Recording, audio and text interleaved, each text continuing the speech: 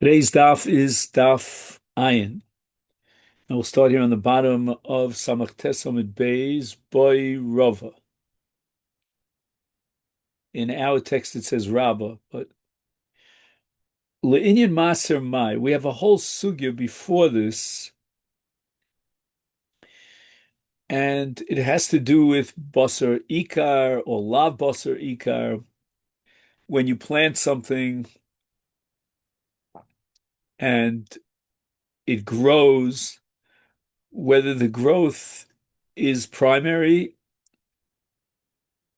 even though it's smaller in volume than the original planting, or no, lav ikar, the growth that grew is not the main primary part. And the Gemara had a suffix with regard to the Omer, whether or not Basar Ikar is lina, Basar Tosefes has lina. And now Rava wants to know Le'inyan Maser, what's the law as far as Maser is concerned? Hechidami. And what's exactly the case that Rava vacillated about? And here we'll start Daf Ayin. Kigon Diamdinu Vasrinhu. So he had grains which he estimated. Amdinu means estimated. He didn't actually, in a scientific way, calculate exactly 1/10, but he was Maser then. And then after he's Maser, these grains, he now replants them, Vishaslinu, Vosifulahu. And now the ears of grain which he had already been subject to Maser, so the ears of grain that he planted were not Tevel, but now they grew, and that's Tosefes, that increase. And Rava asks the following: Im timtza lomar lo aslin basar ikar. If we do not determine that the part that was planted itself in the ground is primary, if we don't say that, and that's called lo aslin basar ikar, and that had to do with the sugya on the previous Amud of Rav Shimon ben Pazi, is v'tosefes by isure. There's no question that if the Tosefis is not uh, subjugated, not that it's not inferior, it's not batel to the Ikar, then for sure you need to be maser on the Tosefis. So that which grew afterwards is Tevel, requiring Hafrosha's maser, because the Hafrosha that he achieved beforehand at the beginning was that which he planted, but now there's some growth, and that growth requires as Tevel its own hafrosha. But Ikar Mai, what about the part that he put into the ground, which he did and he planted after it was already subject to hafrosha's maser? Do we say now that the opposite is true? Not only do we say lo azlin and basar ikar, but now we're going to say that the ikar is now the tofel, and it gains the same status as the tosefes. Omle Abai says, I don't get it. What kind of suffix, Rava, are you raising? My shnomi kol chite usi ori di alma. In general, whenever you have wheat and barley and you plant them after you mafresh maser from them, and now they produce they produce new fruits or grains and that are harvested. Are you going to ask here that maybe you need hafrasha not only on that which grew, but that's what we call the tosefes, the increase. But you're going to say that I need a hafrasha on everything, on even the original shoresh, the root that I planted that had already been subject to hafrasha. Amalei. So Rava responds to Abaye that you misunderstood my question. In a davar shezaro kololomi boil, I never would have asked the question with regard to something that after I planted it decomposes in the ground. Like you have a kernel of chito, you have a kernel of siora, you plant it and it's saro kola, kulo kola. It's completely decomposed. And there I would never question that maybe you need a hafrosha on the entire entity that you harvest,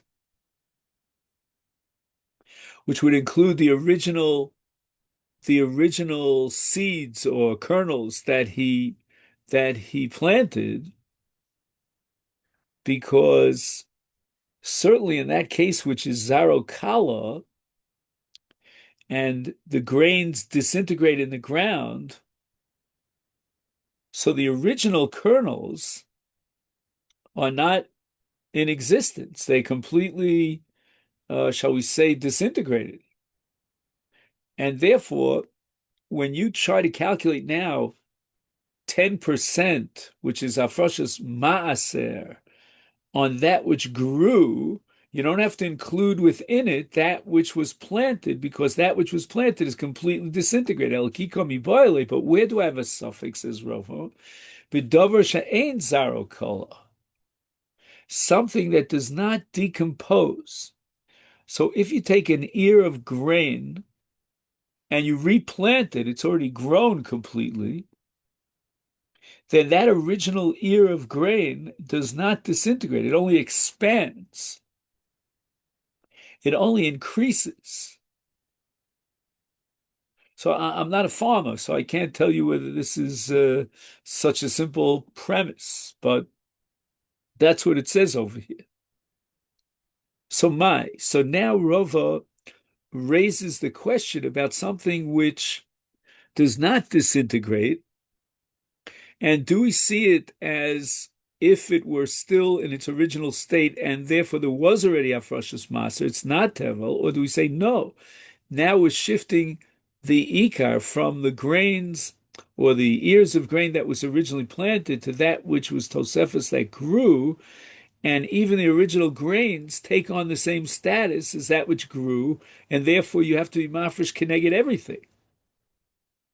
Tifshot lay, the Gemara wants to now bring a statement that would answer the question of Rav, and the Gemara is going to reject this, but right now the Gemara says, Mihadi Omer Rabbi Yitzchak Rabbi Yochanan, litra is a certain volume of batzal, of an onion. Now the onion is now tevel, there was no hafresh on it, shetiknu, and then he took off truma and maser from this litra of a batzel, right? Kind of a weight. And then it was raw. And he took this onion and he replanted it. And what does Rabbi Yochanan say in such a case? Misaser lefi kulo.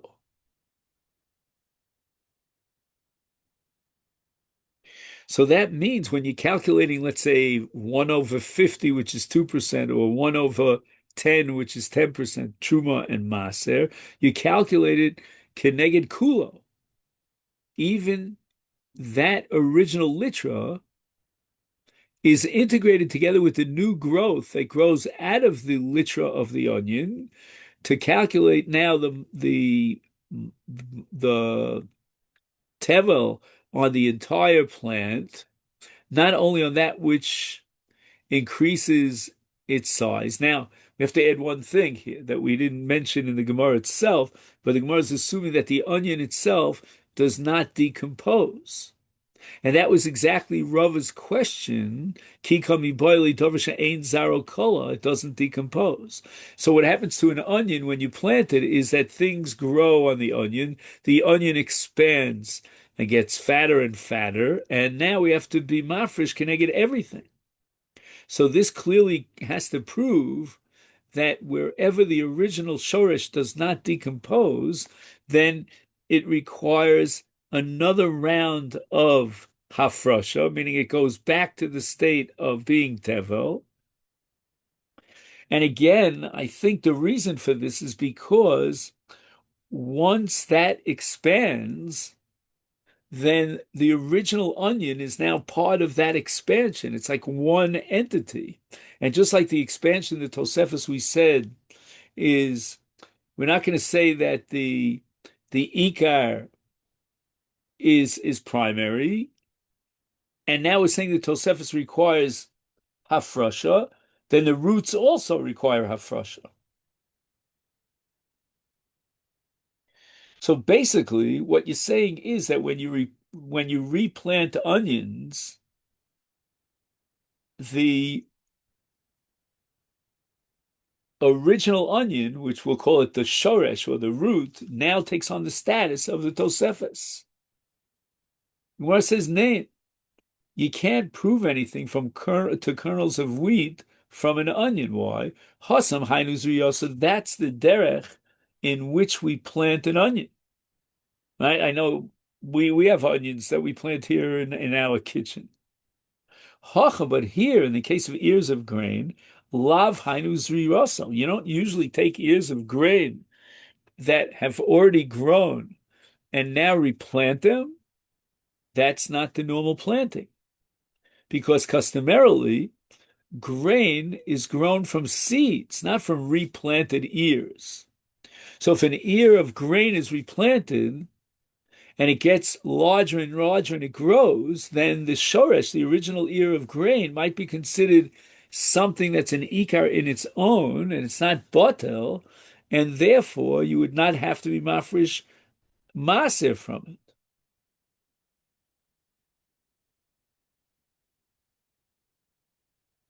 So again, let's just review. In the case of an onion, which that's the way you normally do it. So now that the onion grew and grew and grew, the entire onion has the status of tevel and requires hafrasha. But in the case of ears of grain, it's very strange that you take ears of grain that grew, and instead of putting seeds in the ground, you put the grains of wheat in the ground.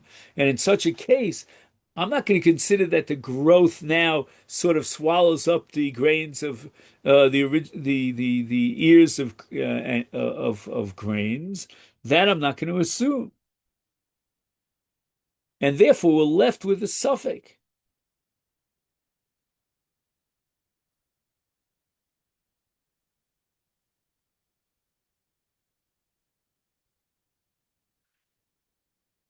Amalei Rav Chanina bar min Yomi laBaye.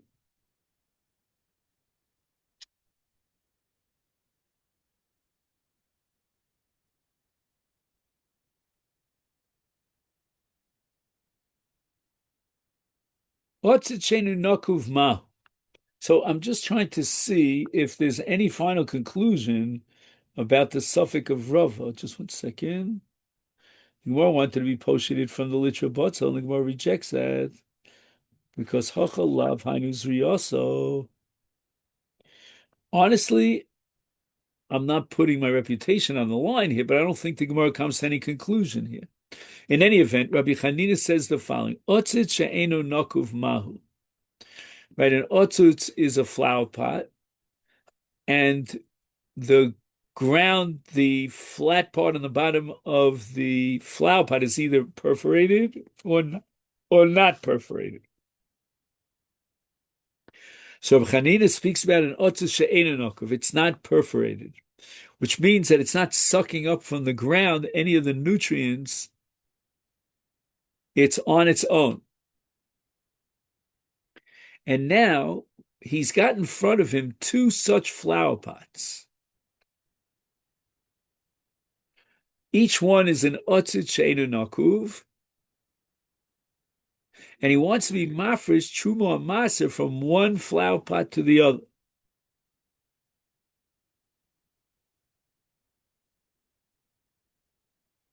Now, since this otzitz is eno nakuv and it's not being nourished with the nutrients from the ground, and we said before it's a separate entity, therefore It doesn't really require Trumas and Maisers Midoraisa, because the Doraisa requirement of Trumas and Maisers is only from something that's growing from the ground. So that's what Abai says to Rabbi Chanina. He says, Ilo Nokuv, Holo Nokuv. You don't have a chiyuv of hafresh at all. So if you don't have a chiyuv hafrasha, then it's called being mafresh min aptur al chiyuv. So if you want to be mafresh from one otzit sheinanokov to another otzit sheinanokov, you can't be mafresh. It's not going to be chal because you're talking about something that's potu midaraisa.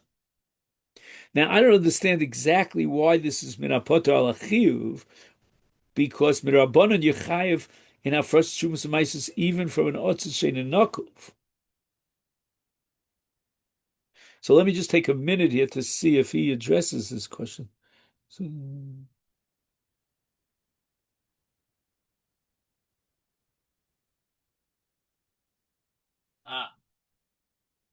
so he says the following, that since both flower pots are Eino Nokuv and they're both Chayav Midrabanon, then it's Minachiv al Chiyuv. So therefore, Rabbi Chanina, what is your question? For sure the Maser would be valid. Why did you raise the question of Otzes Sheinu Nokuv Ma'u? So the Gemara now tries to enter into the mindset of Rabbi Chanina and interpret his question in a different way. Dilma, maybe the question was about Chazar Unikavo Kamrit. So it seems like after he put the unperforated pot into the ground, and now the growth began, but then he picked up the pot, this flower pot, and he punctures a hole on the bottom, and he puts it back into the ground. And now the question is asked, you've got now an otzit she'eina nokuv, and now you want to be mafresh what's called mineu bei. Now, mineu bei means from that which is growing in the flower pot onto that which is growing in the flower pot. But the problem is that which began to grow before he punctured the flower pot is doraisa. It's mamash tevel. I'm sorry. That which grew before he punctured the flower pot is only midrabanan. It's not tevel doraisa, because it's now he was no cave. That which grows after he did the nekiva, that's already chayiv in trumas amasas midoraisa.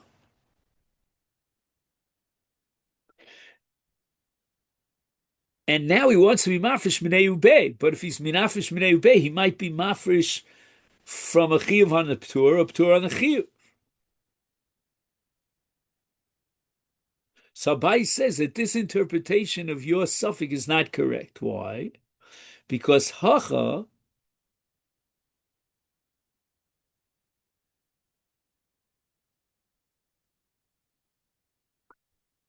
let me just add one important point over here. Rava, in the previous Gemara, which sort of left things up in the air, spoke about replanting ears of grain. And now Rabbi Chanina is talking about replanting in a certain sense because he does the Nekiva, and now that which grows after the Nekiva is chayiv in Trusa Maisis Doraisa. So that's what the Gemara says now. Hacha, this should not be equated with the case of Rava. Why? Because here, in the Otzet Shein Nokuv Shechazar V'Nokvo, Chada Zriyahu. He'd only plants it once. And therefore, Ichibure Hu de Kamachabri Viola.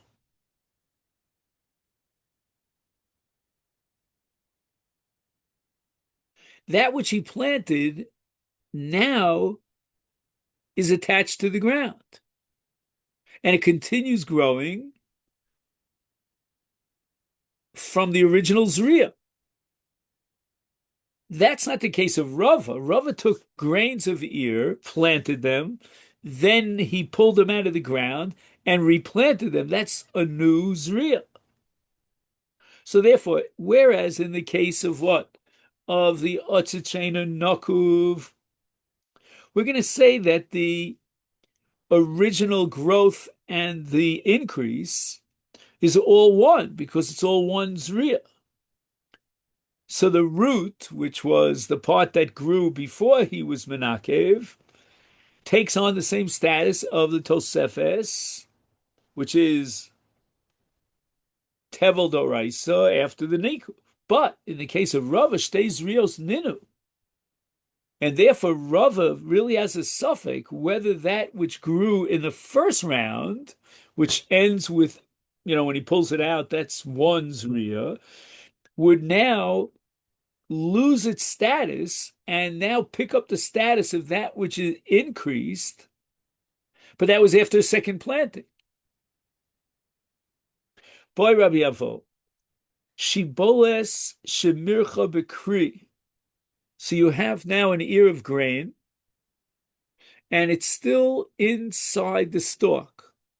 And now he does smoothing. He smooths it off, and that's called the Gemar Malacha, which generates the Shem Tevel, Ushasola, and now he replants it. The Korales Shem B'Mechubar. And now he was Mafresh Maser while it was still attached to the ground. And as soon as we'll get to the next line of the Gemara, we'll see you can't be Mafresh Maser or Truma from that which is attached to the ground. Mahu. So what's the Gemara's suffix? Kavan the Mircha Tavlale. Okay, the Meruach completes the process of generating a Shem Tevel, which means you're not allowed to eat it even achilas haroy before you mafresh truma. And if you do so, then if you're not a Kohen, you'll get a chiv misa b'dei shamayim. But ki kara le'Hashem kodshala.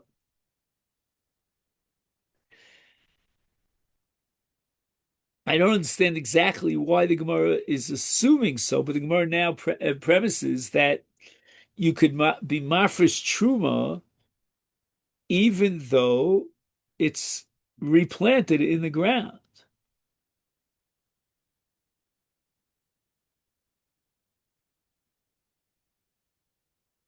Oh, Dilma, but the other side makes a lot more sense intuitively. That Kevan the Shisola, right after you did the Meruach, you replanted it, this ear of grain.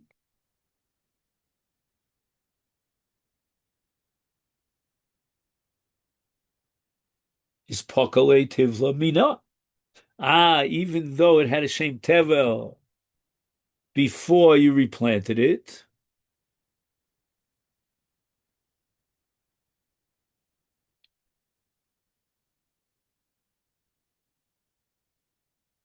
now that it's in the ground, it disintegrates, which is called Kol Ezra, as we said before. Just one second. Now that he replanted it, again, it had a Shem Tevel. He did Meruach.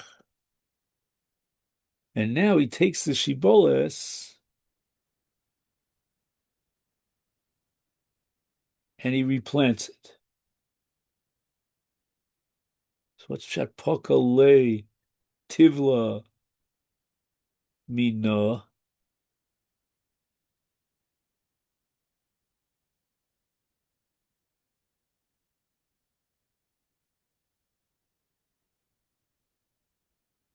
Again, I'm going to try my approach. I hope it's correct. That once he plants it in the ground, then it's bottled to the ground. It doesn't have a status of a pre anymore.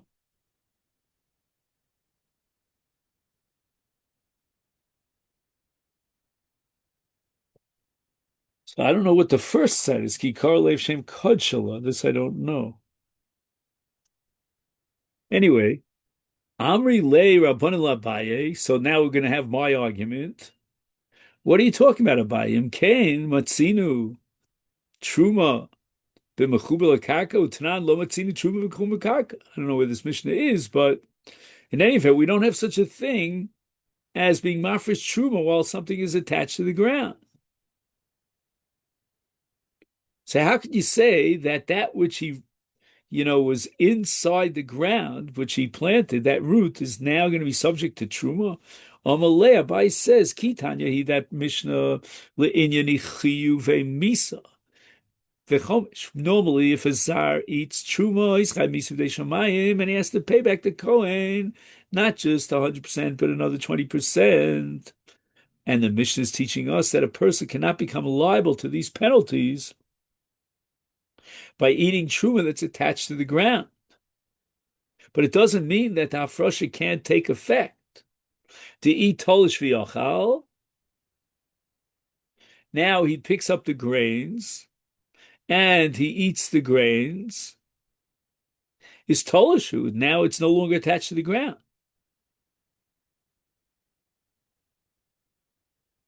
However, here's the case. Gachin v'yochel, he bends down and eats it while it's still attached, and that's called shaloked darka.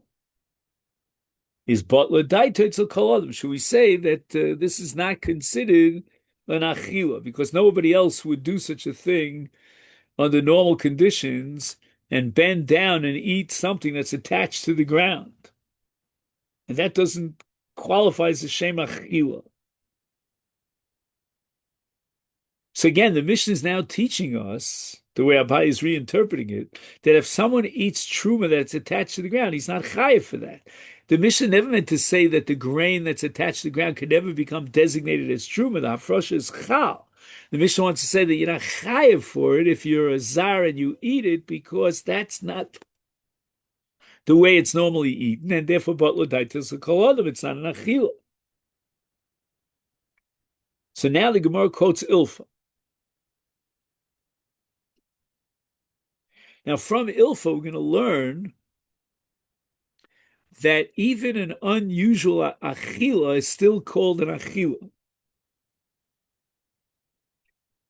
Because of Pinchas Ilfus wrote in his ledger that beitzas nevelas oftar. What happens is that if you eat an oftar after it became nevela, after it died without shchita, then it's metame in the beis habliya, not only the body, but also the garments that he's wearing on his body.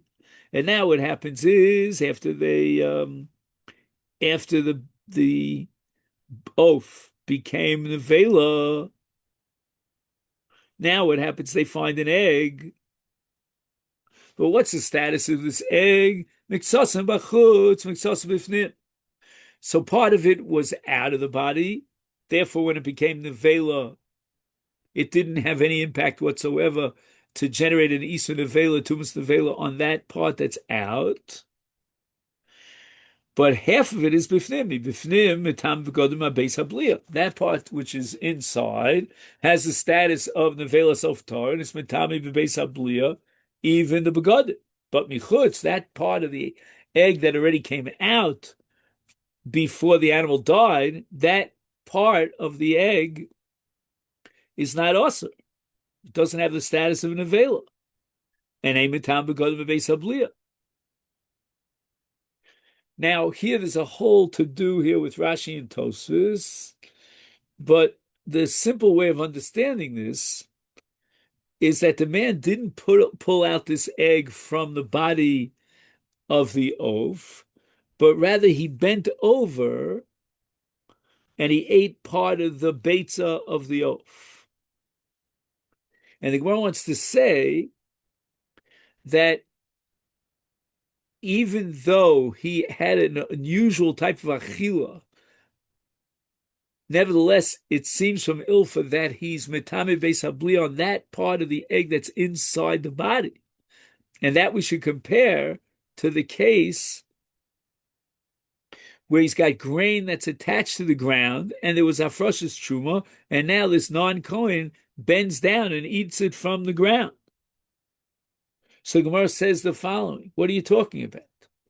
Tolush avidi inshi di achli achi, but b'mechuber lo avidi inshi di achli.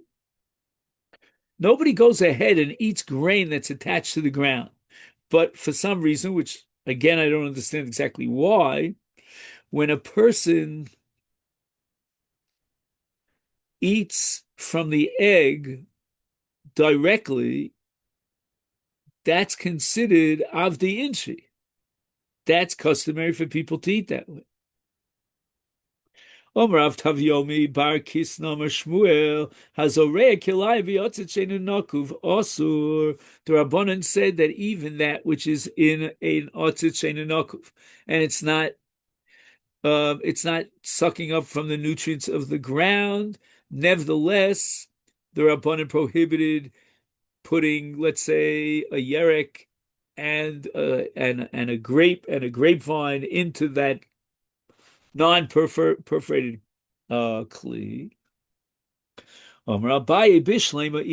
So what is Rav Tavyomi trying to teach us? Okay, maybe he's telling us that you violated Issa Rabbanon because you planted kilayim, and therefore you get what's called makas mardus, which you get for violating a Rabbanon of asur. If he's just telling me it's asur, well, I guess what? I have that in a Mishnah. Maika mashmalon v'rabbanan avizriya, that even planting in a non-perforated flower pot is qualifies as zriya on the Rabbanan level. Tanina, we have that in a Mishnah, and this Mishnah we know where to find it. It's in Masechta D'mai in the fifth parak. Torah mishenu nakuv al hanakuv truma v'yachsa v'yitrom. So if you have a non-perforated pot, flower pot, which is now chayev in Shumas and Masros midrabanon, and you were mafresh onto from that you took off onto something that's growing in a perforated pot, then that hafresh is hafresh because the Rabbanon recognized the status of a non-perforated pot as truma d'Rabbanon, but chosev v'yitrom, because since on the daraisa level the otzet sheninakuf is potur, and therefore you're being mafresh min ptur al hachayev, because that which is in the otzet nakuf is chayev in daraisa. So now you have to redo the hafrasha. But in any event, what do we see clearly from this Mishnah, Mishnah in Dvai, is that if you're mafresh truma from a non-perforated pot, then midrabanan is considered hafrasha, and that's because there's a zriya here. So, in other words, we don't understand why Rav Tavyomi has to really tell me anything that I don't know from a Mishnah. All right, now we start the Mishnah.